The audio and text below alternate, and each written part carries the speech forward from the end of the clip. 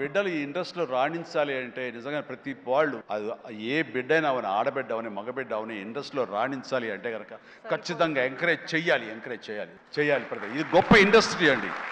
ఇక్కడ ఎవరైనా రాణించలేదు, ఇక్కడ ఏదైనా నెగిటివ్ పీపుల్ ఉన్నారు, ఇక్కడ మాకు ఇలాంటి బిట్టర్ ఎక్స్పీరియన్స్ జరిగినాయి అంటే కనుక అది నీ తప్పిదం అవుతుందని నేను అనుకున్న ప్రగాఢంగా నేను నమ్ముతున్నాను. నువ్వు స్ట్రిక్ట్గా ఉండి సీరియస్గా ఉంటే కనుక ఏ ఒక్కటి అడ్వాంటేజ్ తీసుకోవడానికి ప్రయత్నం చేయరు. ఎలాంటి అంటే క్యాస్ట్ కావచ్చు అలాంటివి ఏమి ఉండవండి. నీ బిహేవియర్ బట్టి ఉంటుంది. మీకుండే అభద్రతా భావంతో ఏమో అలాగేలా ఉండాలేమో అని ఉండకూడదు. ఎస్, నువ్వు ప్రొఫెషనల్గా ఉండు, అవతల కూడా ప్రొఫెషనల్గా ఉంటారు. ఈ ఇండస్ట్రీ అనేది ఒక అద్దం లాంటిది. నువ్వేమి ఇస్తావు తిరిగి నీకు అదే వస్తుంది. కాబట్టి ప్రతి ఒక్కరికి ధైర్యంగా పరిశ్రమకు రావాలి అనుకుంటే కనుక కృత నిశ్చయంతో, దృఢ సంకల్పంతో, హార్డ్ వర్క్ని ఆసరాగా తీసుకుని రండి. ఇది గొప్ప ఇండస్ట్రీ. మీరు అందరూ రాణిస్తారు, చేస్తారు. అది ఆడబిడ్డలు కానివ్వండి, మగవాళ్ళు కానివ్వండి, ఎవరైనా సరే.